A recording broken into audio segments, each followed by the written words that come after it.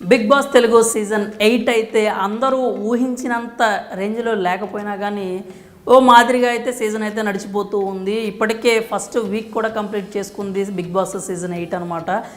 తొలి week complete అవడమే కాకుండా first week complete అయ్యింది అంటే ఖచ్చితంగా నామినేషన్స్లో ఉన్న వాళ్ళల్లో ఒకళ్ళైతే హౌస్ నుంచి బయటికి రావడం కూడా జరుగుతుంది. అది ఆల్రెడీ జరిగిపోయింది. హౌస్ నుంచి బెజవాడ బేబక్ అయితే ఫస్ట్ వీక్లో ఎలిమినేట్ అయ్యి హౌస్ నుంచి బయటకు వచ్చేసింది అనమాట. నిజానికి ఇది కొంచెం షాకింగ్ అనే చెప్పాలి. ఎందుకంటే ఆవిడ కొన్ని రోజులైనా కానీ కొన్ని వారాలైనా కానీ హౌస్లో ఉంటుంది, కొనసాగుతుంది, ఖచ్చితంగా ప్రేక్షకులను ఎంటర్టైన్ చేస్తుంది అని చెప్పి నిర్వాహకులు కావచ్చు, అలాగే ఆడియన్స్ కావచ్చు ఖచ్చితంగా నమ్మారు. కానీ బెజవాడ బేబక్ మాత్రం అందరి నమ్మకాలను వమ్ము చేస్తూ ఫస్ట్ వీక్లోనే బయటకు అయితే వచ్చేసింది. ఎందుకంటే ఆవిడ ఎందుకు బయటకు వచ్చిందని ప్రత్యేకంగా మాట్లాడుకోవాల్సిన అవసరం లేదు.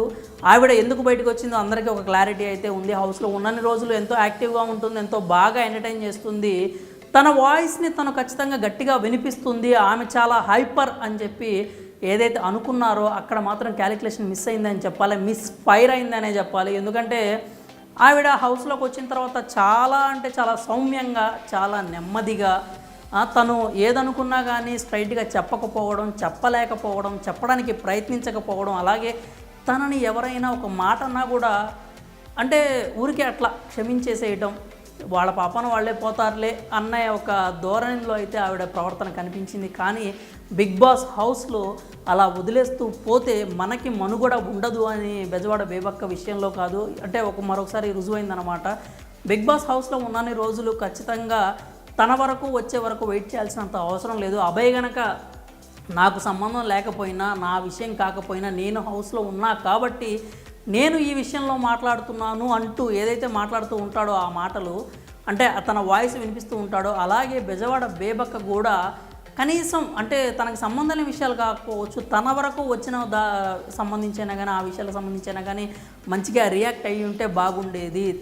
తన మీద ఒక నింద వేసిన తర్వాత దానిని ఆమె గట్టిగా డిఫెండ్ చేసుకోలేకపోయింది. సోనియా ఏదైతే మీకు మా ఆకలి అంటే మీకు అంత నెగ్లిజెన్సీ ఎందుకు అన్నప్పుడు కూడా తను గట్టిగా డిఫెండ్ చేసుకోలేదు. నాకు ఆ టెక్నికాలిటీ ఏదో నాకు తెలియదు, లేకపోతే అంటే హౌస్లోంచి బయటకు వచ్చే రోజు ఆవిడ చాలా హైపర్గా కనిపించారు, ముందే తెలుసుకొని వచ్చేదాన్ని కదా, లేకపోతే అది నాకు తెలియదు, నా ముఖం చూస్తే మీకు తెలుసు అని మీరు అనుకుంటే తప్పు నాది కాదు కదా, ఈ పాయింట్స్ అన్నీ ఆఖరి రోజు హౌస్ నుంచి బయటకు వచ్చే రోజు కాదు, ఆ ఫస్ట్ రోజు ఏదైతే ఆ గొడవ జరిగిందో అదే రోజు చెప్పున్నట్టే చాలా బాగుండేది. బేబక్కి కొంచెం పాజిటివ్గా కూడా అనిపించేది. అండ్ ఇంకొకటి ఏంటంటే ఆవిడ నామినేషన్స్లోకి రావాలి అని చెప్పి హౌస్లో ఉన్న చాలామంది సెలబ్రిటీలు కోరుకున్నారనే విషయం అయితే క్లారిటీ వచ్చింది. ఎందుకంటే నామినేషన్స్ లిస్ట్ చూసుకున్నట్టయితే బెజవాడ బేబక్క ఎలిమినేట్ అవుతుంది, అయ్యేందుకు అవకాశాలు ఎక్కువ ఉన్నాయని మనం ఆదివారం వరకు వెయిట్ చేయాల్సిన అవసరం లేదు. నామినేషన్ జరిగిన రోజు కూడా చెప్పచ్చు. ఎందుకంటే ఆవిడతో పోటీ పడే వాళ్ళు ఎవరైనా ఉన్నారు అంటే ఫాలోయింగ్ పరంగా నాగమణికంఠ పేరు చెప్పుకోవచ్చు. కానీ నాగమణికంఠకి ఆ సింపతి అనేది బాగా వర్కౌట్ అయింది. తెలుగు ప్రేక్షకులందరూ కూడా మొదటి రోజు నుంచే నాగమణికంఠకి తమ సపోర్ట్ అయితే చెప్తూ వచ్చారు. సో నాగమణికంఠ సేవ్ అయిపోయాడు, బేబక్ అయితే నామినేషన్స్లో బలైపోయిందనే చెప్పాలి. ఎందుకంటే రేపు మాట్లాడతాను, ఎల్లుండి మాట్లాడతాను, లేకపోతే అంత దూరం వస్తే అప్పుడే మాట్లాడతాను అని ఆ ధోరణి ప్రదర్శించడం పర్ఫెక్ట్గా అనిపించలేదు, కరెక్ట్గా అనిపించలేదు. అలాగే ఫిట్నెస్గా అంటే నేను ఫిట్గా లేను, నేను ఇది అని నామినేషన్లో చెప్పి ఆ తర్వాత నేను నా ఫిట్నెస్ పెంచుకున్నాను, నేను యాక్టివిటీస్లో పాల్గొనడానికి ప్రయత్నించాను అని ఏదైతే చెప్పిందో అది హౌస్లోకి వచ్చినప్పటి నుంచి ఆ శ్రద్ధ అనేది, ఆ పార్టిసిపేషన్ అనేది, అలాగే ఆ యాక్టివ్నెస్ అనేది ఉన్నట్టయితే ఇంకా బాగుండేది. తను ఏదైతే జోక్స్ తన మాటలకి అభిమానులు ఉన్నారో ఆ మాటలే బిగ్ బాస్ హౌస్లో కొరవడ్డాయి అని అయితే మనకి స్పష్టంగా అర్థమైపోయింది.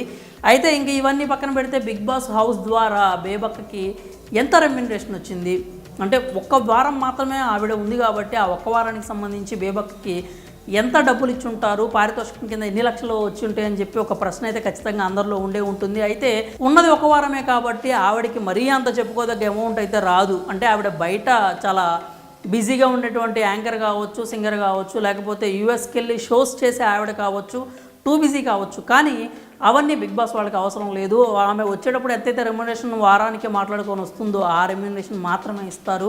దానికి సంబంధించి చూసుకున్నట్లయితే బిగ్ బాస్లో ఆవిడ ఉన్న ఒక్క వారానికి 2 లక్షల నుంచి 2,20,000 వరకు రెమ్యునరేషన్ కింద అందింది అని అయితే తెలుస్తోందనమాట. ఇది పక్కా అంటే పక్కా అని మనం చెప్పలేము. ప్రస్తుతానికి ఉన్న సమాచారం ప్రకారం బయట వస్తున్న లీకులను బట్టి చూసుకుంటే సోషల్ మీడియాలో బేబక్క రెమ్యునరేషన్ అయితే 2 లక్షల నుంచి 2,20,000 వరకు ఉంటుంది అని చెప్తున్నారు. ఆ 2 లక్షలు కూడా ఆవిడకి షాపింగ్ కావచ్చు, లేకపోతే బయట అయితే వాళ్ళని పిఆర్ లాంటి వాళ్ళని మెయింటైన్ చేయడానికి వాళ్ళకు కూడా సరిపోయి ఉండదు. మరి బిగ్ బాస్ పరంగా తనైతే నేను కొన్ని మెమరీస్ తీసుకొని బయటకు వెళ్తున్నాను అందే, నిజానికి ఆ మెమరీస్ మాత్రమే మిగులుతాయి. పారితోషికం కింద వచ్చే ఆ 2 లక్షలు అయితే ఖచ్చితంగా మిగిలే అవకాశం లేదు. అంతకుమించి ఎదురే తను పెట్టుకోవాల్సిన పరిస్థితి అయితే ఉండే ఉంటుంది ఖచ్చితంగా. అది రాబోయే ఇంటర్వ్యూస్లో మనకు ఖచ్చితంగా ఆవిడ ఆ మనసులోని మాట అయితే బయట పెడుతుంది. సో పారితోషికంగా పరంగా చూసుకున్నట్లయితే బిగ్ బాస్ నుంచి బేబక్కకు 2 లక్షల నుంచి గరిష్టంగా 2,20,000 వరకు ముట్టి ఉంటాయి అని అయితే తెలుస్తోంది. మరి బెజవాడ బేబక్క ఎందుకు ఎలిమినేట్ అయిందని మీరు అనుకుంటున్నారు? అలాగే ఆవిడ రెమ్యునరేషన్ ఎంతవరకు ఉండే అవకాశం ఉంటుందని మీరు భావిస్తున్నారు? మీ అభిప్రాయాలన్నీ కూడా కామెంట్స్ రూపంలో తెలియజేయండి.